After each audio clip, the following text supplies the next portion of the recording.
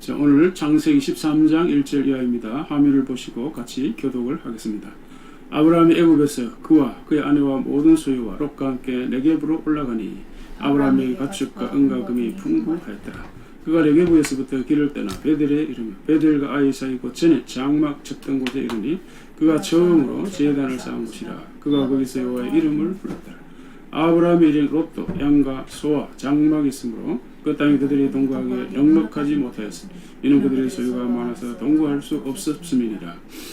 그러므로 아브라함의 가축의 목자와 롯의 가축의 목자와 서로 다투고 또 가나안 사람과 브릿 사람도 그 땅에 거주하였는지라.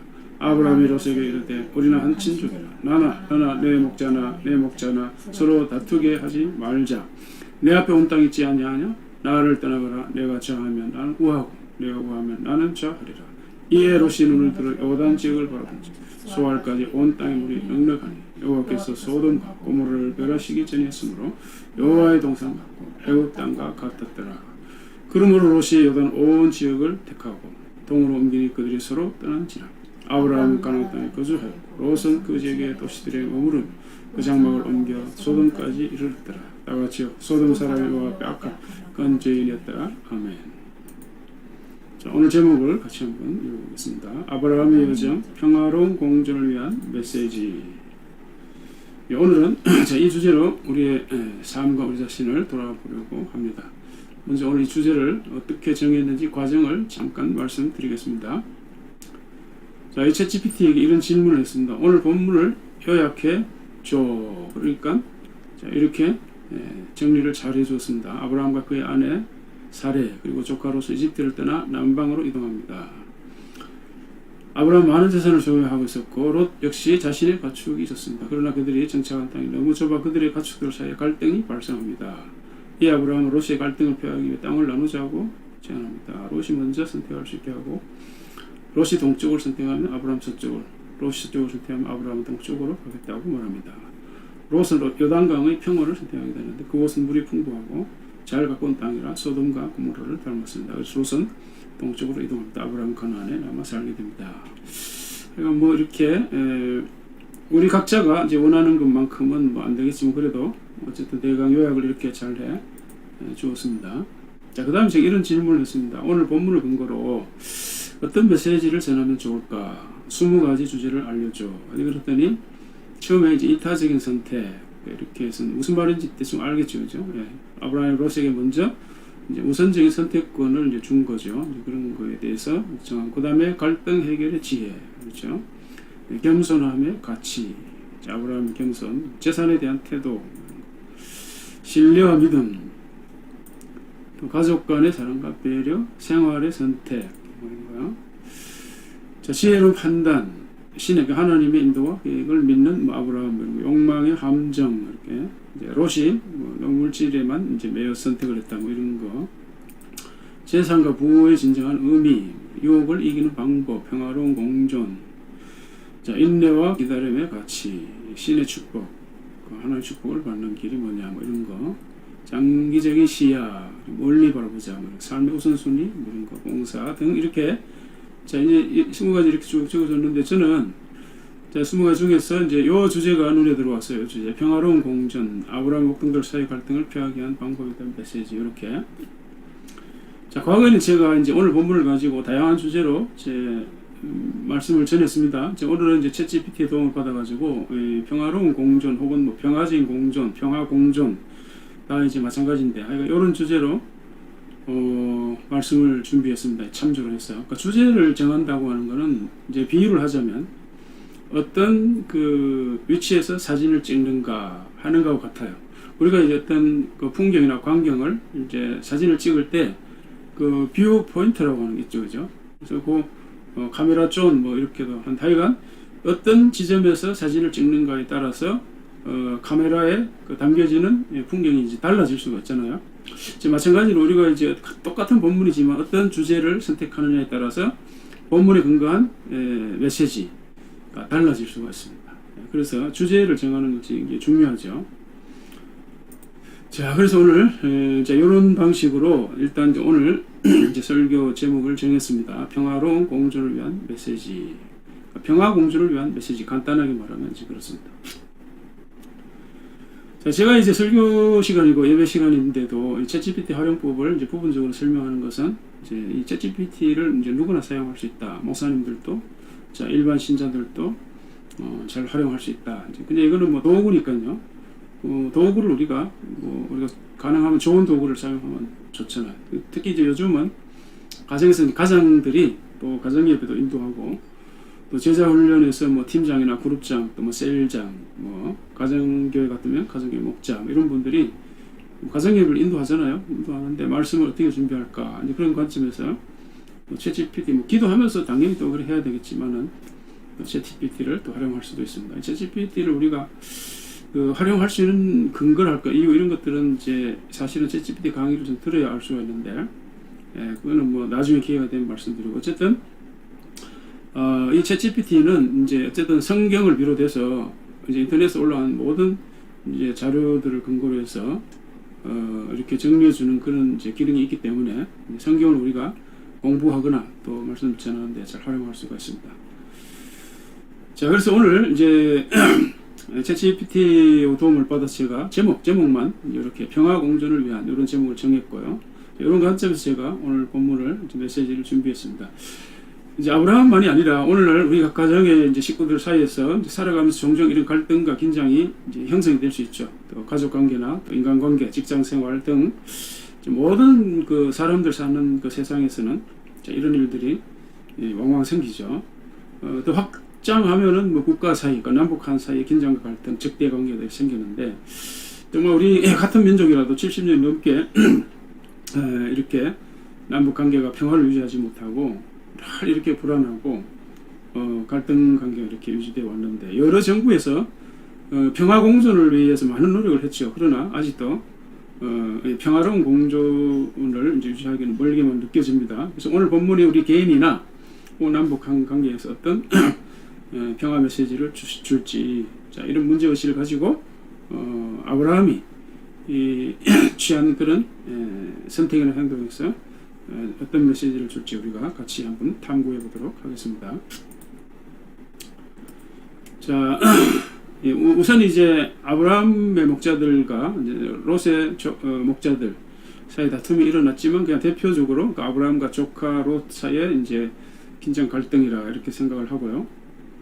왜 이런 이제 긴장 갈등 투쟁이 생겼을까? 다툼이 생겼을까? 이유는 이거죠. 그래서 거처할 땅이나 목초지는 좁고 또 이 두 사람의 재산, 그 양들이죠. 너무 많고 그러다 보니까 결국 이제 목동들 사이에 내가 먼저 양들에게 물을 모이고 싶다. 내가 더 좋은 목초지를 양들에게 이제 모이고 싶다. 이런 어떤 서로의 욕망과 갈등이 생겨난 것이죠. 분란이 생긴 건데 자, 이런 상황을 그 아브라함이 어떻게 해결했는가? 평화 공존의 메시지. 자, 그거는 이제 아브라함이 한 이 말 8절, 9절. 여기에 사실은 평화 공존을 위한 모든 메시지가 다 들어 있습니다. 그래서 제가 챗GPT에게 또 이제 질문을 했어요. 자, 여기 이 사람, 그러니까 아브라함의 이런 메시지를 통해서 우리가 정리할 수 있는 평화 공존의 메시지가 뭔가 이제 물었더니 이제 알려줬는데 제가 몇 가지를 추가해서 이제 전부 7가지로 정리를 했습니다. 7가지. 이제 첫째는 상호 평화를 사랑하는 마음이 있어야 된다. 두 번째는 이제 공평한 의사 결정을 해야 된다. 서로가 서로에게. 또 갈등 해결에 대한 이제 개방성을 가지고 있어야 된다. 개방성. 배려와 존중이 있어야 되고 서로 협력해야 되고 또 어느 한쪽에 좀 희생이 좀 필요하다. 그 다음에 상호 적정한 거리를 유지해야 된다. 그렇습니다. 그래서 제가 저는 이제 7가지를 말하자면 그 한 주제로 요약할 수 있는 것은 하나님 나라 중심의 믿음의 도약이라 이렇게 정리를 했습니다. 도약 이제 비약이죠. 비약 그 도약. 첫 번째 아브라함의 믿음의 그 비약이라 할까 도약은 아브라함이 부르심을 받았죠. 갈대아 우르에서 하나님이 이제 아브라함에게 너는 본토 친척 아비 집을 떠나라 그랬어요. 쉽게 말해서 고향을 떠나라. 여기에 관한 메시지도 지지난주에 이제 말씀드렸죠. 그랬는데 6월 마지막 주일에 전했는데 이제 익숙한 환경에서 떠나라. 익숙한 것과 결별하라. 이런 메시지로 말씀드렸는데 다시 말하면 믿음의 출발이라고 하는 것, 믿음의 시작이라고 하는 것은 익숙한 환경을 떠나는 거다. 이렇게 메시지를 전한 적이 있습니다. 자, 이게 참 쉬운 일일까요? 우리 간단한 문제는 아니죠. 예를 들면 이렇게도 이제 생각할 수 있습니다. 이제 1980년대 그때 이제 공산국가가 아직 개방하지 않았을 적에 그때 제 주변에 여러 친구들이 공산국가에 대한 선교 소명을 받더라고요. 그 굉장히 참 놀랐습니다. 그러니까 하나님께서 나를 러시아로, 뭐 중국으로, 북한으로 가라는 거죠. 근데 그 이제 개인적으로 받는 소명이잖아요. 주변의 사람들은 들을 수도 없고 알 수가 없습니다. 본인이 그런 소명을 받았다는 거죠. 자, 그러니까 아브라함이 갈대아 우르를 떠나라 이런 이제 음성을 하나님께로부터 들을 적에 그거는 아브라함만이 들은 거죠. 아무도 몰라요.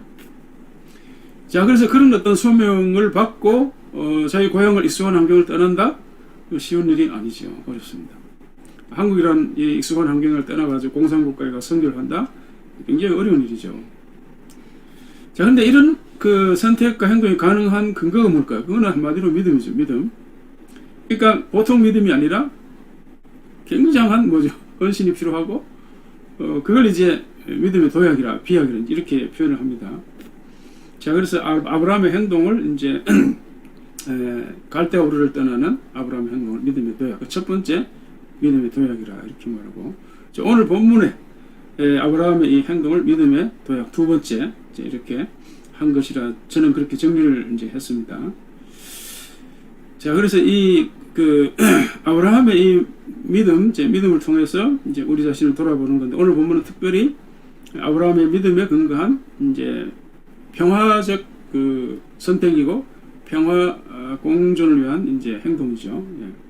예. 하나씩 간단하게 7가지 메시지를 살펴보도록 하겠습니다. 자, 첫째는 이제 평화를 사랑해야 되는데 양쪽이 다 평화를 좋아하고 사랑해야 된다. 이런 메시지이죠. 그래서 아브라함이 롯에게 첫 번째 한 말이 우리는 한 친족이다, 가족이다. 나나 너나 내 목자나 내 목자나 서로 다투게 하지 말자, 싸우게 하지 말자. 그게 얘기하면 전쟁하지 말자. 그렇죠. 세상에 누가 전쟁을 좋아하겠습니까? 물론 간혹 좋아하는 사람도 있죠. 그래서 호전적인 민족 그런 말을 하지 않습니까? 자, 그래서 이걸 다투지 말자, 싸우지 말자, 전쟁하지 말자, 이걸 다른 말로 바꾸면 뭘까요? 평화죠. 평화를 사랑하는 마음, 평화. 그래서 어떤 사람들은 사실은 평화를 따지고 원하지 않는 사람은 없는데 결국은 뭐죠? 자기 어떤 이익을 챙기기 위해서 전쟁을 통해서라도 먼저 자기 이익을 챙기기를 원하는 사람들이 있죠. 국가도 그렇고. 그러니까 우리가 평화를 유지하려면 어느 한쪽만이 아니라 양쪽이 다 아주 진심 어린, 진정 어린 그 평화 사랑하는 마음이 있어야 한다는 거죠. 예수님은 팔복에서 화평케 하는 자는 하나님의 아들이라 일컬음을 받을 것이다 그랬어요. 사실은 예수님 자신이 하나님의 아들로서 이 땅에 피스메이커, 화평케 하시는 분으로 오셨죠. 그러니까 평화 마인드, 모든 사람에게 다 필요하다. 자, 이제 그런 마음이 정말로 양쪽에 다 있어야 돼요. 양쪽에 어느 한쪽에만 있어가지고는 도저히 평화를 유지할 수 있는 것이 아니죠. 남북한 사이에도 마찬가지. 평화 공존이 안 되는 것은 어느 한쪽에 진정 어린 그 평화 사랑의 마음이 없기 때문일 것이다. 저는 그렇게 생각을 합니다. 그래서 우리 남북한 간에도 최고의 이슈는 지금 이 시대 평화인데 평화, 전쟁 없이 서로 윈윈하는 그런 방향으로 가야겠죠. 자, 그 다음에는 이제 공평한 의사결정이라는 메시지입니다. 자, 이 메시지도 결국 내가 좌하면 나는 우하고 네가 우하면 나는 좌하리라. 요게 이제 공평한, 그러니까 양쪽 다 이제 공평하다. 근데 사실은 이제 따지고 보면 선택의 우선권을 가진 사람이 더 유리하겠죠. 그런 점에서 아브라함이 더 불리할 수도 있지만, 그러나 그런 선택의 우선권을 아브라함이 롯에게 주었기 때문에 그래서 공평한 의사결정이다. 그렇게도 말할 수는 있죠. 그래서 이제 사실은 롯이 더 유리하고 아브라함이 불리할 수 있지만, 그러나 아브라함이 이 평화 공존을 위해서 주도권을 가지고 선택의 우선권을 양보했기 때문에 그래도 이제 공평한 의사결정이다. 그렇게 이제 말하는 겁니다. 근데 사실은 뭐 완전하게 공평한 의사결정 참 쉬운 일이 아니죠. 그래서 그 어느 한쪽에 희생이 좀 필요하다. 나중에 이제 그런 메시지가 나오죠. 자, 근데 아브라함이 그 이런 이제 선택을 하게 된 그 믿음이 어떤 믿음일까? 결국에 이제 아브라함의 그 믿음이 배경이 되어서 이런 평화 그 메시지를 전할 수가 있었을 텐데 말이죠. 그러니까 조카 롯이 가나안 땅을 포함해서 어느 땅을 선택한다 하더라도 하나님은 아브라함 자신을 통해서 가나안 땅에다 하나님 나라를 세우실 것이다 하는 그 믿음. 나는 그 믿음이 흔들림이 없었다. 그렇게 저는 믿어요. 이게 중요한 거예요. 이게 바로 이제 믿음인데, 자, 그래서 이게 지난주에 증거한 메시지하고 비교한다면 조금 이렇게 그 반대된다고 할까요? 이제 그렇게 생각할 수 있습니다. 그러니까 무슨 얘기인가 하면은 이제 아브라함이 지난주에는 이제 기근이 생겨서 애국으로 이제 피난 갔잖아요. 그러니까 아브라함에게 진짜 참 믿음이 있었다면 가나안 땅에 기근이 오든 지진이 생기든 안 떠났겠죠. 떠나지 않았을 것입니다. 그러나 이제 그 믿음이 흔들렸으니까 기근을 피해서 이제 이집트로 피난을 간 것이죠. 근데 나중에 보면 이제 하나님이 또 한 번 도전을 하잖아요. 마지막으로 아들 이삭을 바치라. 이게 그러니까 고향을 떠나라 이런 거 다 이제 그런 건데요. 아브라함 믿음이 정상에 올라갔을 적에 아들 이삭을 바치라는 그런 음성을 들었을 적에 많은 고민과 갈등이 있었겠지만 결국은 시행한 거죠. 그것도 마찬가지 믿음의 도약입니다. 믿음의 도약. 자, 그리고 오늘 본문을 가만히 보세요. 그래서 롯이 이제 선택의 우선권을 롯에게 줬기 때문에 롯이 가나안 땅을 선택할 수도 있었던 거죠.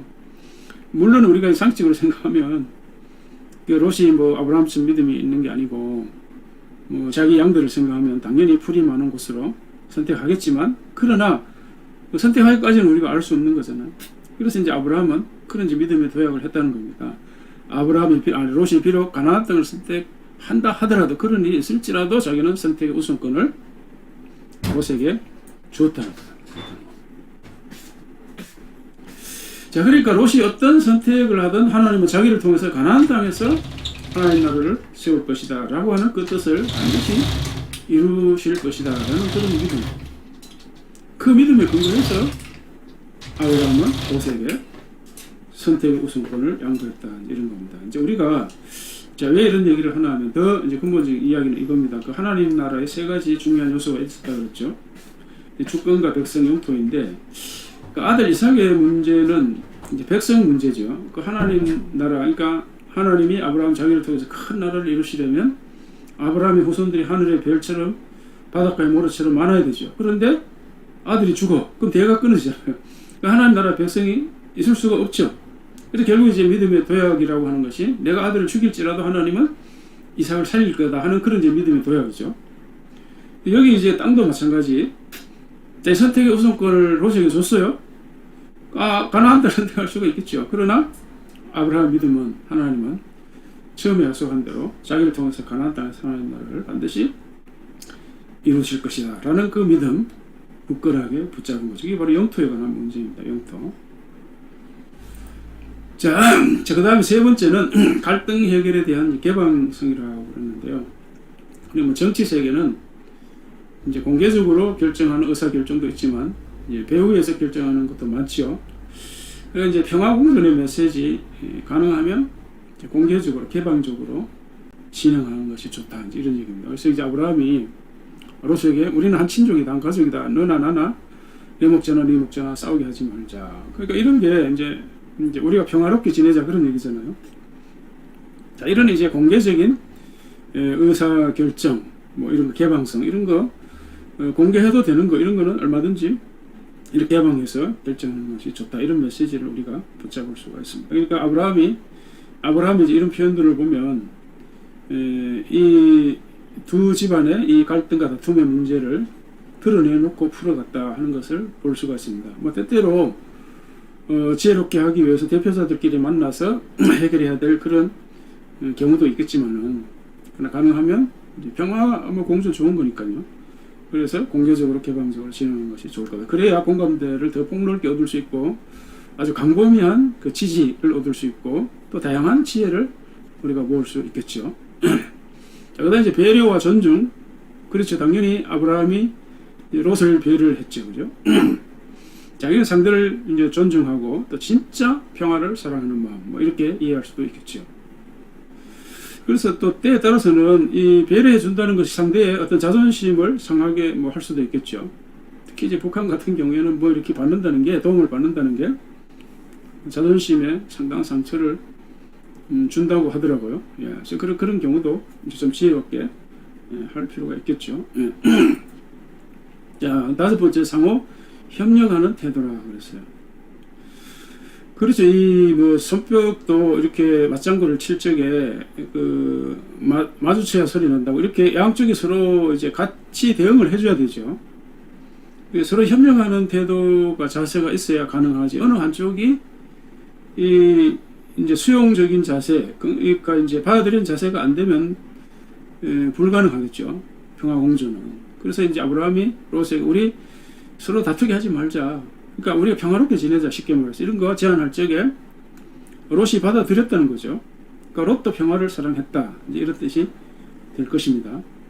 물론 뭐 조건이 좋으니까 받아들였겠지 이렇게도 해석할 수 있겠지만은 그래 어쨌든 중요한 것은 어느 한쪽이 좋은 걸 제안하면 상대가 그걸 수용해야 된다, 받아들여야 된다. 그래야 이게 평화가 가능한 것이지.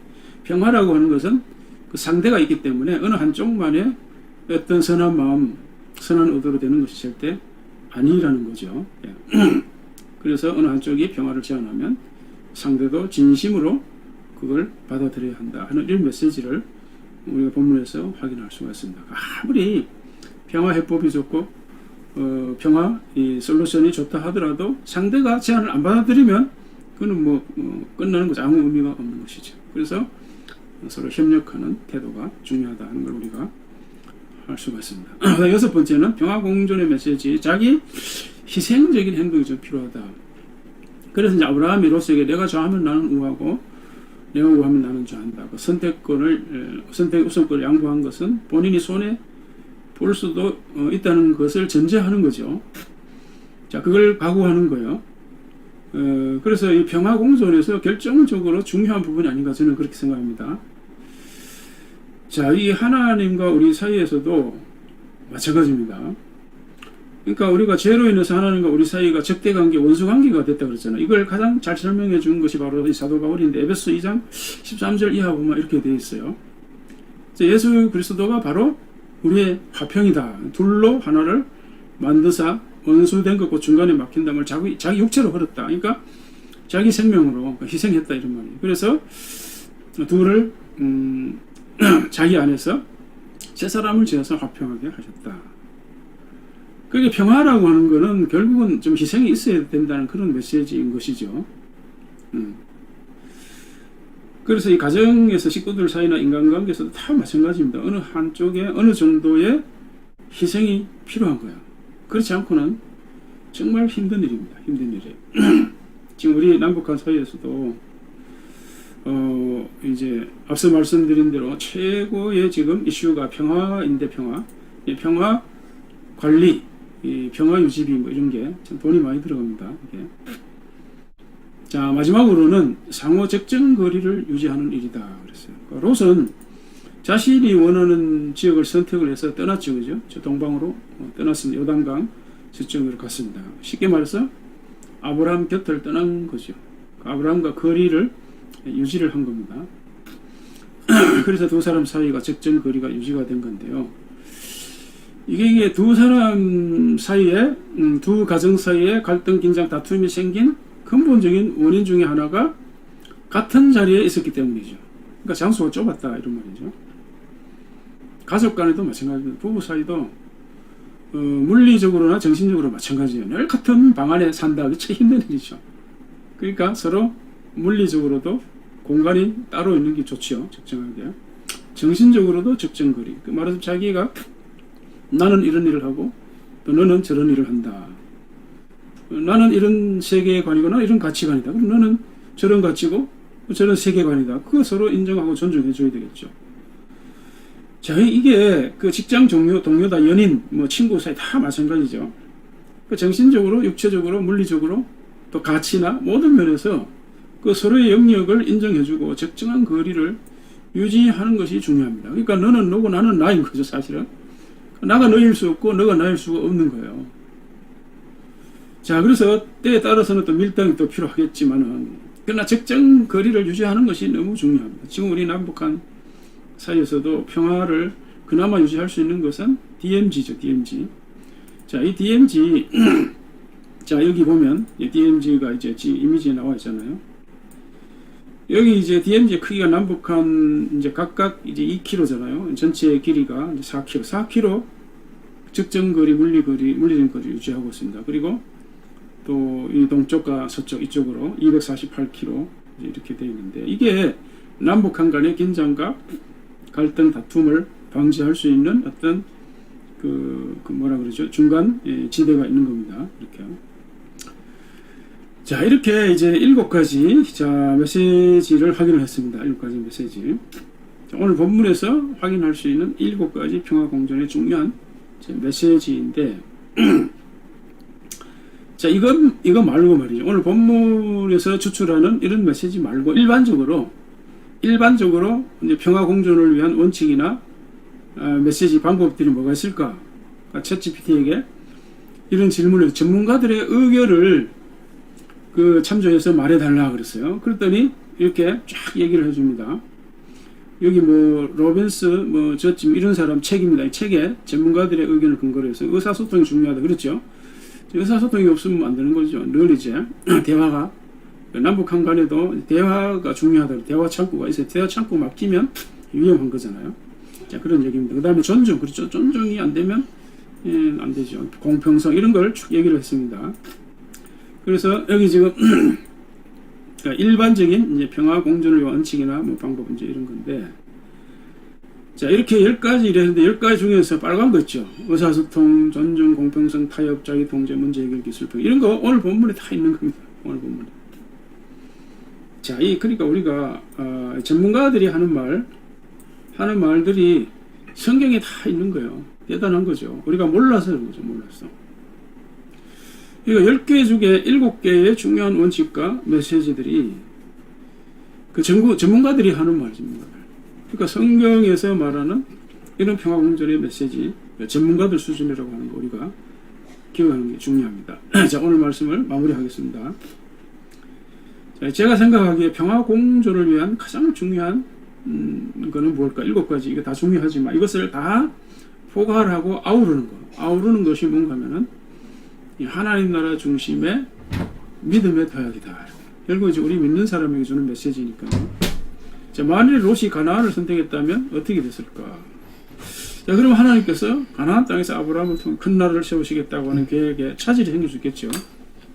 그러나 아브라함은 그런 위험까지도 감수하면서 롯에게 선택의 우선권을 주었습니다.